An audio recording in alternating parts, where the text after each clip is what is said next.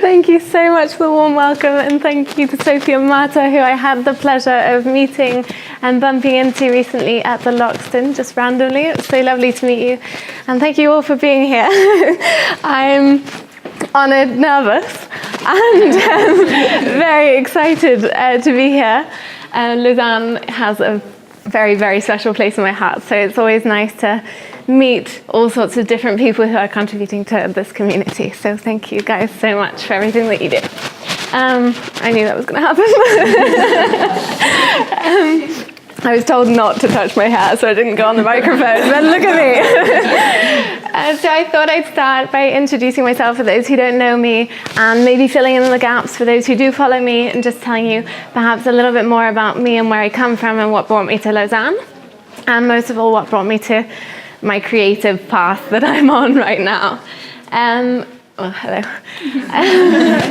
So I was born in southern Spain on an avocado farm to two British parents, hence the accent.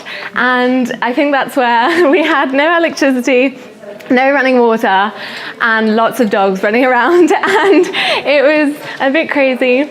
And I think that's where my sort of DIY inspiration comes from. We just did with what we had, and that's the kind of spirit that I follow for everything I've got and everything that I do. We moved to Lausanne when I was about 10, and when I moved here, I immediately felt at home, and it has since become my home. And since I've spent the next sort of almost, 18 years now, jumping between Lausanne and England, where my dad lives. My mum lives here, and my dad lives in England. Then, when I finished high school here in Lausanne, I went to the University of St Andrews, and I sort of followed what everybody else was doing. I just felt like I needed to go to university because everybody was going to university. I had no idea what I was doing. I went and studied Spanish and international relations, and I just thought, yeah, I'll go and study something that I'm good at. I spent a year there, and then realized, what am I possibly going to do with a language and studies in international relations? And I just didn't see, and not that there's any sort of problem with that at all, I just didn't see how it was applicable to what I wanted to do. I had no idea what I wanted to do, but I just couldn't see how it would apply. And so that was the first time that I had to make the decision to restart. And that's why this topic is also really sort of close to my heart. It was the first time that I was 18. I had no idea what I was doing. I was in a tiny little town in Scotland, and it was cold and dark. And I decided, it was the first big decision I'd ever had to make totally by myself and take my life in my own hands and think, no, okay, this isn't for me, and move on. So I came back to Lausanne, back home, and I went to the École Hôtelière de Lausanne, and I know that a few of you, Victoria and Lucia, and maybe some others, went, and I graduated in 2013, and that felt applicable. The knowledge felt like I knew what I was going to do with it, and I had an idea of where I wanted to go, or so I thought. I got a job.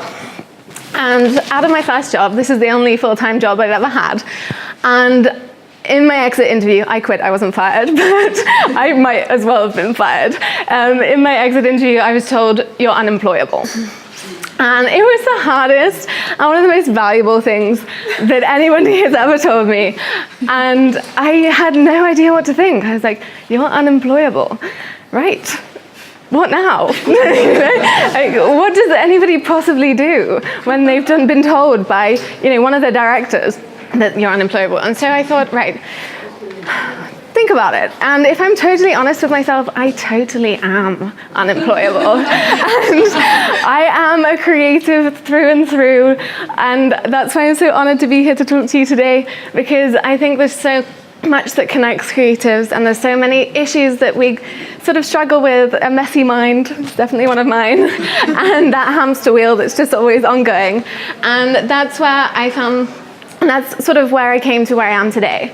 And so the question that everybody asks me is, what do I do for a living? And it's really hard for me to explain because I don't really know. My mother doesn't know, my friends don't know, and nobody can ever introduce me. And that's why I say I'm a creative. And I thought I'd share today, well, I'll tell you a little bit about what I do so you can have a bit of context. But I don't think we need to have a title. I don't think we need to have, a name on what we do. We can do lots of things and we can make a living from our passion. So what I do, where it all started from was with my blog, which I started my last year of university. And my blog was a blog about just generally things that I love, and it was DIY decor, food, my story as an entrepreneur, struggles that I was going through, things that I loved, things that I didn't love, and just a little bit about my story. And my blog really took off when I teamed up with these 5 guys, and they're lovely. And we opened Le Pointu, which is the first restaurant which I decorated, and that was just incredible. They gave me total freedom on the decor, and that has inspired my sort of creative sort of spurt as an interior designer. And I also got total freedom on the brunches for the weekends, where I cooked every Saturday and Sunday for 2 years in the kitchen, smelling of bacon. It was horrific. Well, I still do it. So I still do a weekend a month, and I walk out. And I remember telling my boyfriend that when we met that's what I did. And he told me, bacon, delicious. And then he met me for the first time after brunch, and he was like, oh wow, you actually are a walking piece of bacon. It's horrific. My mum also told me that I should come home for a sauna because she felt that the bacon had gone into my pores. So it was quite extreme. But yeah, the Pointu was where everything started taking off, and it also gave me a sort of public and something tangible for people who followed my blog to come and see and think, oh, okay, I get it now. This is the kind of thing that she promotes and talks about, and that was really, really nice. Then just this summer, we opened our second restaurant, the Luxton, and it's all DIY, everything's handmade, and we've made a lot of the stuff ourselves. And we opened a month ago. Just a month ago. It feels like forever. And this is the space, and Martina is up here. She drew all the drawings on the mural. And so it was really a collaborative opportunity, and this is also an example of my work. So, and there's the trio at the back, Juliana, Hema, and Carrie, who work for the therapy space, which I also designed. So, the decor of. They are 3 therapists who work at the Lausanne therapy space. So, I think I'd resume my work. I think, call me a blogger, a creative, a YouTuber, a brunch chef, an interior designer, call me what you want, but above anything, I'm a creative, and that's the only thing that I can say that I do. And along this journey as a creative, I had loads of different sort of struggles and issues and learnings, and I thought I'd share just a few little points that I wish somebody had told me, and that I wish that, someone who had this is my most asked question. How do you make a passion? So the things that I love are cooking, decorating, drawing, sewing, making, baking, creating. And how do you make those passions into a living? And I honestly believe, and Victoria, who's up here, who's a fitness and wellness consultant, you can follow her, Victoria Sardane. And Victoria and I have often talked about this, and we honestly always say that wouldn't the world be a better place if everybody was doing things they loved and following their passions? And it's not easy, and I found it really, really tough to get there. And I just hope that maybe some of these things could help anyone who's trying to follow that path. So the first thing that I did along the way was, so let's go back to me being called unemployable. And so there I was. I had shares in a startup at the same time that I was working on that I didn't really believe in. It's a whole other story. But I had quit this job that I was told I was unemployable, and I had this little blog. And I thought, okay, let's stop everything. I sold my shares in the company. I obviously quit the job, and I was left with my blog, and the blog was the only thing that made me happy. And so I went into everything that I'd ever done and identified all these tiny things that make me happy. I love taking photos, I love cooking. And I also looked back to my childhood and tried to remember what made me happy when I was little. And when I do that now, that's when I realize just how much sense it makes. I used to have a doll's house, and my doll's house had wired electricity, a carpet, wallpapered walls, and I used to make miniature clay food. And all of those things englobe what I'm doing today. And I can't actually believe that that's the case. And so when people say, how do you find your passion? I don't know what I'm passionate about. I totally get it. I had no idea. But then I looked back, and I always look back and just remember the things that made me happy. And it's like that Marie Kondo, sparking joy, but for life, you know? Like, what sparks joy in your life? Just write them down, write a list, and slowly you'll be more conscious. And that's exactly what I did. And I wish someone had told me, think back to the tiny things. And my goal was always to have my midlife crisis early. And I didn't want to get to 45 and realize I didn't enjoy what I was doing. And this was my goal from the age of about 12. So I was always the one talking to the adults in the room and sitting at their end of the table and talking to them and trying to say, okay, how can I possibly avoid the mistakes that they're telling me about and that they're getting through now early. And I've been through many, and I'm sure I haven't gone through, all of them, but that's one thing that helped me. The next thing I did was I eliminated everything else quickly. And I had a coach, which was very, very helpful. And she told me, so aside from that, the first year that I started working independently, I had my blog, and I did absolutely everything during that time. I was a wedding planner, a content creator for other brands. I was a photographer. I was a chef. I did sort of interior stuff. I did absolutely everything that anybody was willing to pay me any money for, and sometimes not much. But I did everything. And then at the end of that 1 year, I wrote a list of absolutely everything I'd done professionally. And in that list, my coach told me to give it 3 columns. Write the first column, how much money did it bring in? Okay.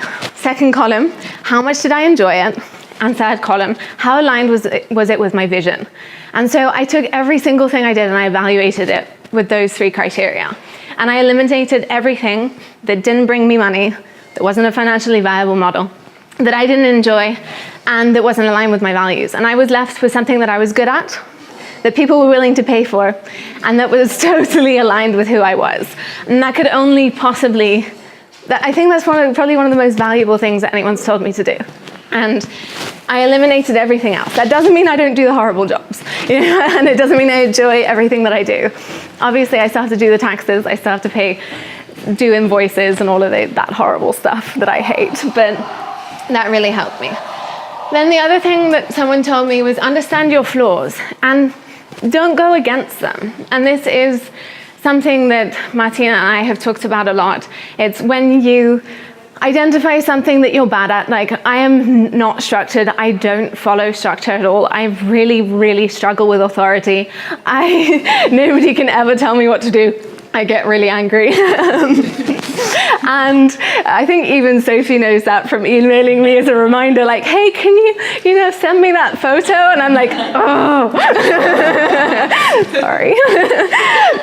But so I know my flaws. I know we are so imperfect, and that's what makes us wonderful people. And I know that I struggle with a lot of things, but I just work them into what I do. So my mind is messy, and that's the way it is. And I work best creatively in the morning, so I always try to start with things that are creative in the morning. I hate administrative tasks. I try to group them together in one day so I don't have to think about that. So I just work this into my day-to-day and have learned a lot from doing that. This is probably my most valuable point that I've learned. It doesn't have to make sense to anyone else. And I loved it when it was one of my friends, Manuel, I think, who had told me this, and it's so true. What you're doing, nobody gets what I'm doing. Nobody really gets where I'm going because I don't have a concrete goal. My only aim in life is to spend my days doing things I love, and that may be different tomorrow to what I'm doing today. And that means that my path isn't a clear one. I'm not going from A to B. And I struggle when I'm talking to my friends, especially my friends who are following corporate jobs, because their path is very clear, and that's fantastic. And I have a huge amount of respect for people following that kind of path. But my path, unfortunately, isn't, or fortunately, probably fortunately for me, isn't that clear. And so I've realized that I don't need to explain to anyone else. I know where I'm going, I think. Some days I don't, some days I do. And on those days that I do, I try to sort of write something down or just do something memorable so I can remember that more than anything else.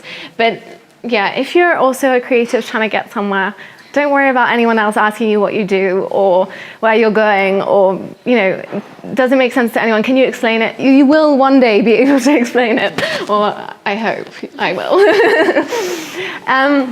Another thing that I have learned, and this took me a really long time, and I think what you guys are doing here at Creative Mornings is amazing, is that you have to know that it takes a really long time, especially in a community of this size, because Lausanne's really, really small. It takes a really long time to find your community, and that's really hard. And you can feel really alone, and you can feel really like nobody understands you. And it took me a long time to, even find Victoria. We went to the same university, and it took me ages. Martina just popped into a cafe and said hello. And I love that my blog has made opportunities like that possible. And so know that it takes a long time to find your people, but that they are out there. And thank you to people, like you guys who are making things like this possible. And I hope that I can get the chance to talk to you all so you can connect on these subjects, because it's a lonely world working independently, and it can be really, really tough to have all these struggles, because we're growing as people, but you're also growing a business, and those two at the same time can, I found, be really, really hard. Then I think this one is the one I struggle with the most. Live through the lows and try to enjoy them, because there are times that are really hard and where things go really, really wrong. And those times are obviously the times that we learn the most, and that's great. I always say that, someone said this to me recently, they were like, those hard times are where you're learning the most. Unfortunately, in my business model, I never do something twice. So learning from a mistake doesn't mean anything to me. Martina and I were working on a project, and it went totally wrong, and we said, right, we'll never do that again. And then my friend was like, oh yeah, but you learn from it, and that's great, and you'll know not to do that. And I was like, no, we won't. We honestly will never do it again. But whatever it is, live through those lows, and there are obviously some learnings.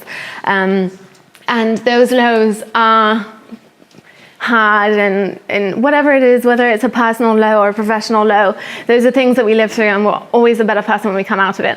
But I try to acknowledge them and be aware of them and remember them. And I have a list of positive successes, and I have a fuck up list. And my fuck up list is random things, from carrying the way to carry a piece of marble and not crack it, to really, really huge learnings, that mistakes that I've made, maybe contractually with clients, or even in my startup before that I had, I ended up having a negative experience with them, and things like that. So that list is very attentive. I never look back at it, but I know what's there. And then this sort of brings us to the topic of the day. Press restart as many times as you like. And I have to tell myself this so often. It doesn't matter. I used to have this thing where, it sounds really strange, I don't know why I'm telling you this, but I used to have this thing where if I started my day badly and it got off to a wrong start, no matter what time it was of the day, I'd have a bath and start again. And it could be 7 a.m. and I'd have to have another bath. Or it could be 11 p.m. and I'd have to have a bath and start again. And it was that way that I would press restart and refresh. And it would just clear everything that had happened. I'd put it behind me.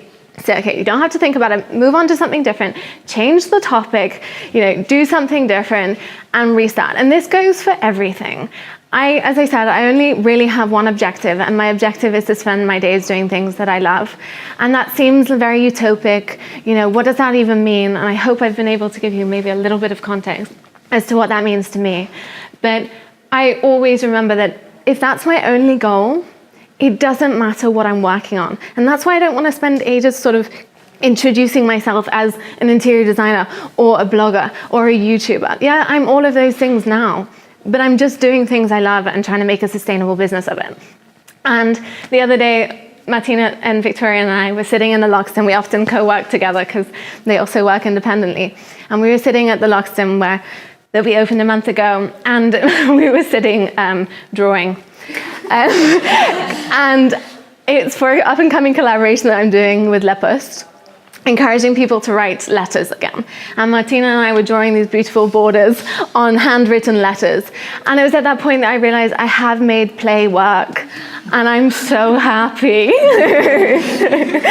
It is ridiculous to most. People were looking over my shoulder like, what the hell is she doing? She spent 3 hours sitting at a table coloring in.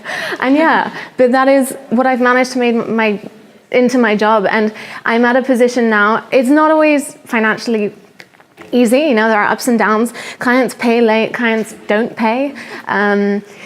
You know, some months are great, some months I'm counting the pennies, and that's okay. And I've learned strategies to manage all of that. But I do honestly think that whatever anyone wants to do, or whatever anyone wants to achieve within a creative world, that it is possible. And if I could shed any light upon that topic and help anyone to get there, I'm always very, very happy to do so. So if you have any questions, or if I can help with anything, or I always try to get back to my emails and my direct messages. And I think I just say, yeah, that the topic of restart is such a big one. And it doesn't, as I said, doesn't matter if it doesn't make sense to anyone else. And if you start and stop, and if you have to start again, whether it's for a tiny little project or your whole career, just do it. Just press it when you need to, learn from your mistakes, keep everything that you've learned along the way, keep the people that are helping you, obviously, but move on to what's next. And what's next for me, which is, I thought I'd just tell you about briefly. If you want to find me, you can find me on my blog and on my Instagram account. And I'm very much concentrating now on interior decor projects, be it homes, chalets, offices, and apartments and things like that. And I'm very excited to sort of start the new year next year and concentrate on that. Who knows how long that'll be my goal, but yeah, that's what's next. So yeah, that's about it. Thank you all for listening.